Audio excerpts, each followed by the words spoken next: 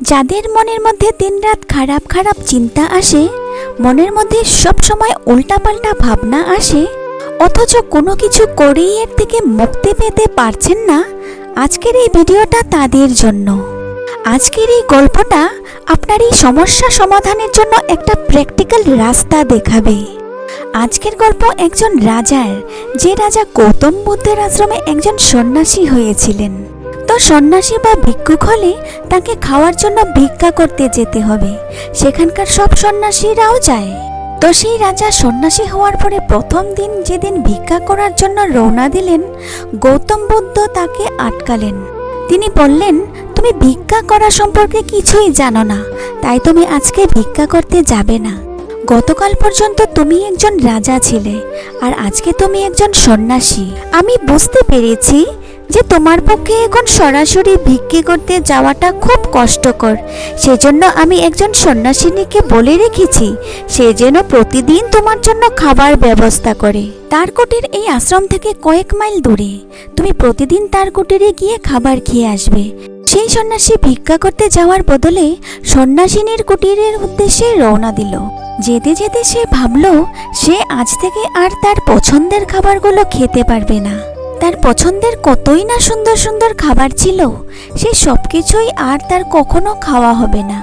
কারণ সন্ন্যাসীরা ভিক্ষা করে যা পায় তাই খেতে হয়, আর সে তো নিজের ইচ্ছেতেই রাজা থেকে সন্ন্যাসী হয়েছে। রাস্তায় সেই সব কথা ভাবতে ভাবতে সন্ন্যাসিনীর কুটিরে গিয়ে পৌঁছায়। সেই সন্ন্যাসিনীকে যেহেতু আগে থেকে বলা আছে, তাই সেই সন্ন্যাসীর জন্য খাবার রান্না করে রেখেছে। সেই সন্ন্যাসী যখন খেতে বসে আর তার সামনে সন্ন্যাসিনী খাবারগুলো যখন নিয়ে আসে, সেই খাবারগুলো দেখে সে একদম অবাক হয়ে যায়। আর তার সামনে যে যে খাবারগুলো খেতে পছন্দ করত, সেই সব খাবারগুলো রান্না করে রাখা ছিল। প্রথমে একটু অবাক হলেও সে ভাবলো এটা একটা কাকতালীয় ব্যাপার। যাই হোক, পছন্দের খাবার খেতে পারছি, এর থেকে বেশি কি চাই। তো সে মনের আনন্দে খাবারগুলো খেয়ে নিল। খাবার শেষে সে ভাবল, রাজমহলে তো প্রতিদিন আমি খাবার শেষে কিছুক্ষণের জন্য বিশ্রাম নিতাম, কিন্তু আজ থেকে সে ভাগ্য আর আমার হবে না। এক্ষুনি আমাকে এই ভোরা রোদের মধ্য দিয়ে হেঁটে এতটা পথ যেতে হবে।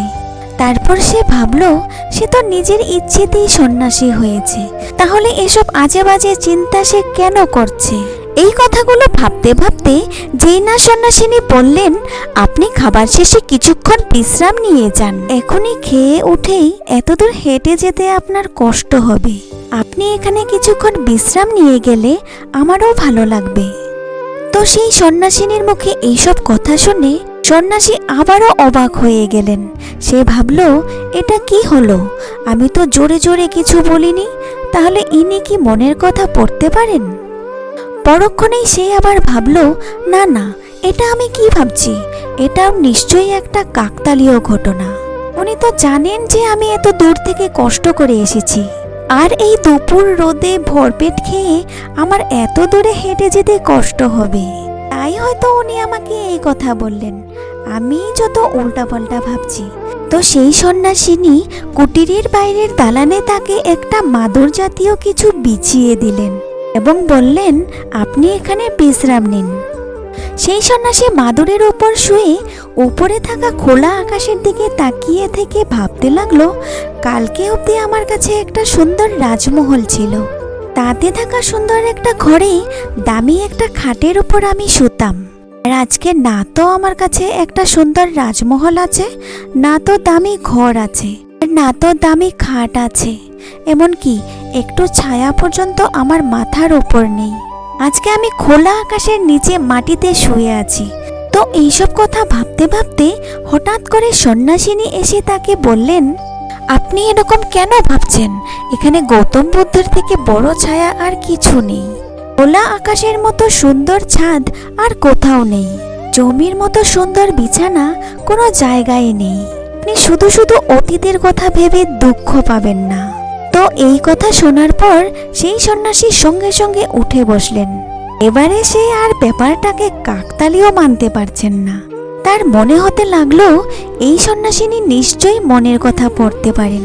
তাই সে সন্ন্যাসিনীকে জিজ্ঞেস করলো, আপনি কি মনের কথা পড়তে পারেন?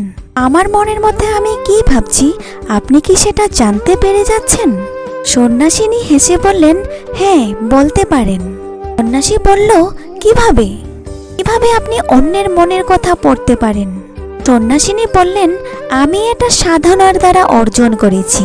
সবার প্রথমে আমি নিজের মনের মধ্যে চলে থাকা চিন্তাগুলোকে ধ্যানের মাধ্যমে পর্যবেক্ষণ করতাম।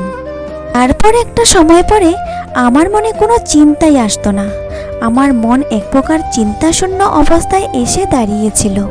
এখন আমি আমার আশেপাশে মানুষের মধ্যে থাকা মানুষদের মধ্যে কি চিন্তা চলছে তা কিছুটা বুঝতে পারি বলতে পারেন। এই কথা শোনার পর সেই সন্ন্যাসীর চক্ষু ছানা বড়া হয়ে গেল। ভয়ে তার হাত পা ঠান্ডা হয়ে যেতে লাগলো, কারণ তার সামনে থাকা সন্ন্যাসিনী ছিলেন খুব সুন্দর একজন মহিলা। আর তাকে নিয়ে কয়েকবার খারাপ কিছু চিন্তা ভাবনা তার মনে এসেছিল, তার মানে সেগুলোও তিনি জানতে পেরে গেছেন। সে ভাবলো, ছি ছি, কি জানি কত বাজেই না উনি আমাকে ভাবছেন, আর এক মুহূর্তও এখানে থাকা যাবে না। এই ভেবে সে সাথে সাথে উঠে সেখান থেকে রওনা দিল, আর তাড়াতাড়ি করে গৌতম বুদ্ধের কাছে এসে তার পায়ে পড়ে গেলেন। সে গৌতম বুদ্ধকে বলল, আমি আর কাল থেকে ওই সন্ন্যাসিনীর বাড়িতে খেতে যেতে পারবো না। গৌতম বুদ্ধ বললেন, কেন, কি হয়েছে? ওখানে কি তোমার কোনো সমস্যা হয়েছে? সন্ন্যাসী বলল, না না, কোনো সমস্যা হয়নি। উনি আমাকে যথেষ্ট সম্মান করেছেন এবং আমার পছন্দের সব খাবার আমাকে রান্না করে খাইয়েছেন, কিন্তু তবুও আমি কালকে থেকে ওখানে যেতে পারবো না।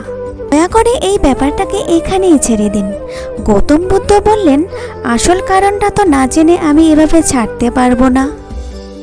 কি হয়েছে আমাকে বলো। সন্ন্যাসীকে তখন আসল কারণটা বলতেই হলো। সে বলল, ওই সন্ন্যাসিনী মনের সব কথা পড়তে পারেন।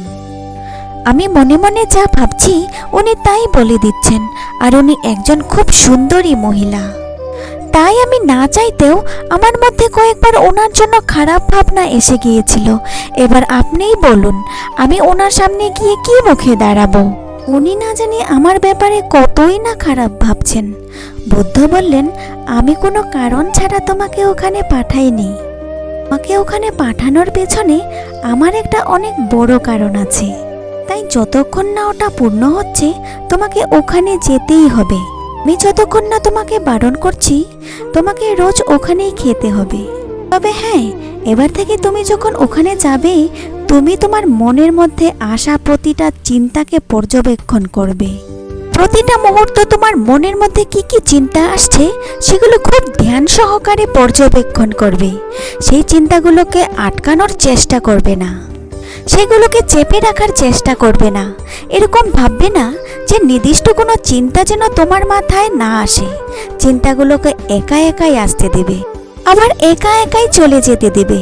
সেগুলোকে ধরে তুমি বসে থাকবে না। তোমার কাজ একটাই, মনে আসা সব চিন্তাগুলোকে পূর্ণ সচেতনতার সাথে শুধু পর্যবেক্ষণ করা। তো সেই সন্ন্যাসী কি আর করবে? বুদ্ধের কথা মতো পরের দিন সেই সন্ন্যাসিনীর কুটিরের উদ্দেশ্যে রওনা দেয়। যেতে যেতে তার মনে বিভিন্ন রকমের চিন্তা আসতে লাগলো। সন্ন্যাসিনী তাকে কি ভেবেছে, তার সামনে সে কিভাবে গিয়ে দাঁড়াবে, এইসব অনেক রকমের চিন্তা তার মনের মধ্যে চলতে লাগলো। যাত্রার প্রথম দিকে গৌতম বুদ্ধের চিন্তা পর্যবেক্ষণ করার কথাটা তার অত খেয়াল থাকলো না, কিন্তু সন্ন্যাসিনীর বাড়ির কাছাকাছি আসতেই তার সেটা মনে পড়ে গেল। সে সঙ্গে সঙ্গে একদম সচেতন হয়ে গেল। তার মনের মধ্যে আস্তে আস্তে ভয় বাড়তে লাগলো। সে এক জায়গায় দাঁড়িয়ে ভাবলো, এই মুহূর্ত থেকে তার মনে আসা প্রতিটা চিন্তাকে তাকে খুব ভালোভাবে পর্যবেক্ষণ করতে হবে। যদি সেই মহিলা সম্পর্কে কোনো খারাপ চিন্তা হঠাৎ করে তার মাথায় এসে যায়, তাহলে সাথে সাথে তার কাছে ক্ষমা চেয়ে নিতে হবে। সে তার মনের মধ্যে চলা চিন্তা ভাবনা নিয়ে এত সচেতন আগে কখনো হয়নি, কিন্তু যেহেতু সন্ন্যাসিনীর কাছে থাকলে সে তার মনের মধ্যে চলা সব চিন্তাগুলোকে পড়ে ফেলতে পারে। তাই সে প্রতিটা পদক্ষেপে তার মনে কি চলছে সেটা নিয়ে সচেতন হয়ে গেল। সে প্রতিটা পা সামনের দিকে বাড়ায় সচেতন হয়ে, সে সন্ন্যাসিনীর কুটিরে প্রবেশ করে সচেতন হয়ে, এমনকি প্রতিটা নিঃশ্বাস পর্যন্ত নেয় পূর্ণ সচেতন হয়ে। তার মনের মধ্যে ওঠা একটা চিন্তাও সে যেন মিস না করে। কিন্তু আজকে একটা অদ্ভুত ঘটনা তার সঙ্গে ঘটল। সে যেহেতু প্রতিটা পদক্ষেপে তার মনের মধ্যে কি ভাবনা আসছে সেটাকে পর্যবেক্ষণ করতে শুরু করলো, সে লক্ষ্য করলো তার মনের মধ্যে কোনো চিন্তাই আসছে না। সে যতই দেখার চেষ্টা করলো তার মনের মধ্যে কি চলছে, ততই দেখলো সেখানে সব কিছু খালি, কোনো চিন্তাই সেখানে নেই। সে সন্ন্যাসিনীর কুটিরে গিয়ে খাবার খেলো, বিশ্রাম নিল, আর প্রতিটা পদে নিজের মনে আসা চিন্তাগুলোকে পর্যবেক্ষণ করতে লাগলো। কিন্তু আশ্চর্যজনকভাবে তার মনে সেদিন কোনো রকমের চিন্তাই এলো না। সে খেয়ে দিয়ে বিশ্রাম নিয়ে আশ্রমে ফিরে এসে গৌতম বুদ্ধকে বলল, হে বুদ্ধ, আমার সঙ্গে আজকে একটা অদ্ভুত ঘটনা হয়েছে। আপনার কথা মতো যখন আমি আমার মনের মধ্যে চলা চিন্তাগুলোকে পূর্ণ সচেতনতার সঙ্গে পর্যবেক্ষণ করলাম, আমি লক্ষ্য করলাম আমার মনের মধ্যে সম্পূর্ণটা খালি হয়ে গেল, কোনো চিন্তাই সেখানে উৎপন্ন হলো না।